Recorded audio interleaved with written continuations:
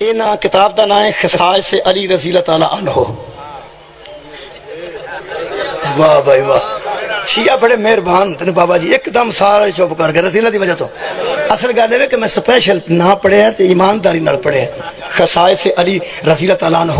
میں جان کے تاں پڑھیا تاکہ بندے نوں پتہ لگ جائے کہ جنہ کتاباں چ حضرت علی رضی اللہ ہوندا نا وہ ساڈیاں نہیں ہوندیاں،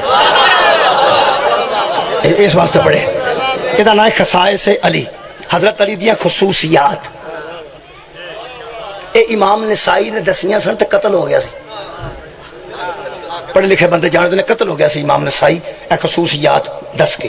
یہ ترجمہ کیتا ہے قاری ظہور احمد فیضی صاحب نے۔ انہوں نے ایک موضوع رکھے ہے مولا علی رضی اللہ تعالی عنہ مشکلات کے شکار کیوں؟ مولا علی رضی اللہ تعالی عنہ مشکلات کے شکار کیوں؟ پھر رضی اللہ تو چپ کیتے ہو نا، میں کی کروں یارا، رضی اللہ لکھ کے تے نال مولا لکھ کے کیتی ہونا کمال ہے۔ یہ مطلب ہے رضی اللہ بھی آکھیے تے علی جیسا پھر بھی کوئی، کیونکہ علی نال مولا بھی تے ہے نا۔ بہت شکریہ۔ یہ مطلب ہے سارے رضی اللہ بھی برابر، انہوں میں چوئے مولا ہے۔ مشکلات حضرت علی واسطے کیوں؟ پنجابی چرس کرنا یہ انہیں دسی یہ گل ہے کہ خلیفہ تے اور بھی بڑے گزرے نے، حضرت علی واسطے نہیں مصیبتاں مشکلات کیوں سن؟ خلفاء تے اور بھی گزرے نے، حضرت علی واسطے نہیں مشکلات کیوں سن؟ جتنا مشکل دور مولا کائنات دا ظاہری قبلہ گزرے ہے کسے اور دا نہیں نہ گزریا۔ وہ اہل سنت عالم لکھتے ہیں کہ کیوں ایسا کیوں؟ پہلے جملے تے ہی نا مجلس پوری ہو جانی ہے، اگلے ترے تے میں ایسے ہی سنانے نے جی ودا ہوندا ہے۔ ایک گھر دا گھر ہوندا ہے نا 500 دے گئے 100 تے 500 جے تے آوتے پھر 200 ودا جے، اگلا برباد ہے مجلس ایتھے ہونی ہے۔ وہ فرماتے ہیں حضرت علی ہی کے لیے، ہی دا نہیں سواد لیا، حضرت علی ہی کے لیے مشکلات کیوں؟ نہیں میں صرف حضرت علی کے لیے مشکلات کیوں؟ اور کسی خلیفہ کے لیے کیوں نہیں؟ کیوں نہیں؟ اور کسی خلیفہ سے بندے لڑے جس طرح مولا علی سے لڑے؟ کیوں نبی کے امتی کلمہ پڑھنے والے نمازیں پڑھنے والے اور حاجی علی سے کیوں لڑے؟ کسی اور سے کیوں؟ آئے ہائے پہلا جملہ فرماتے ہیں اصل بات، آئے ہائے اصل بات یہ ہے کہ جس کا مرتبہ زیادہ ہوتا ہے اس کے حاسد زیادہ ہوتے۔ صدقے جاواں صدقے جاواں، جس کا مرتبہ زیادہ ہوتا ہے اس کے حاسد زیادہ ہوتے ہیں۔ اگلا جملہ بھی نال یہ بالکل سنا دینا، کنجوسی نہیں کرتا۔ آگے وہ فرماتے ہیں چنانچہ مولا علی رضی اللہ تعالیٰ، پھر چپ کر گیا، حضرت مولا علی رضی اللہ تعالیٰ عنہ کے حاسدین تو نبی کی حیات مبارکہ میں بھی موجود تھے۔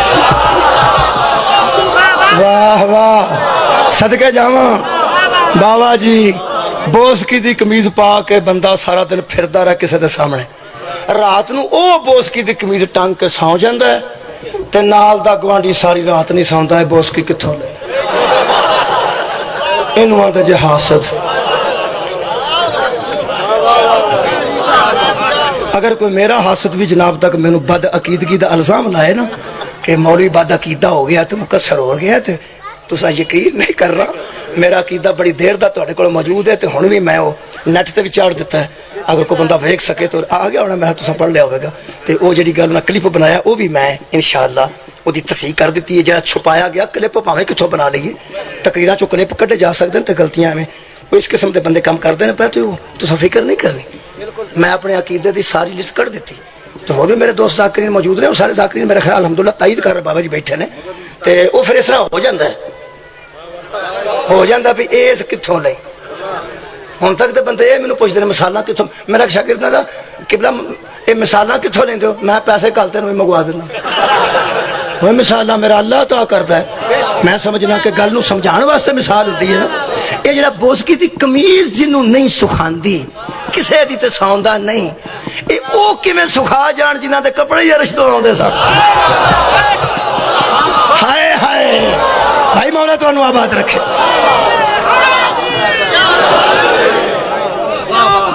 قبلہ شکریہ.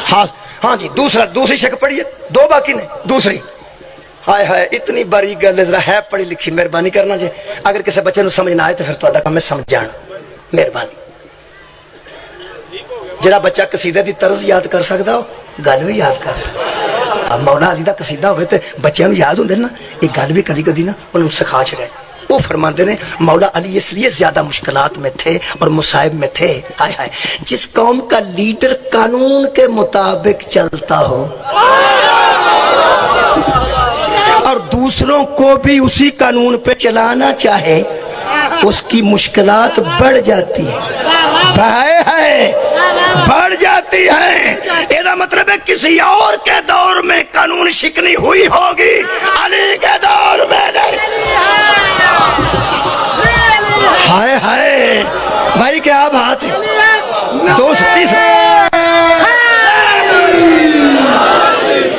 تیسرا جی تیسرا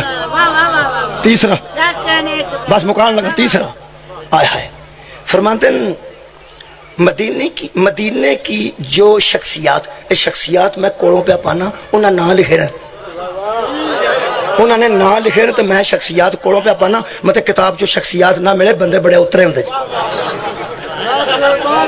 آدھے نے قرآن اگے رکھا تو پھر کی پڑھی جاتا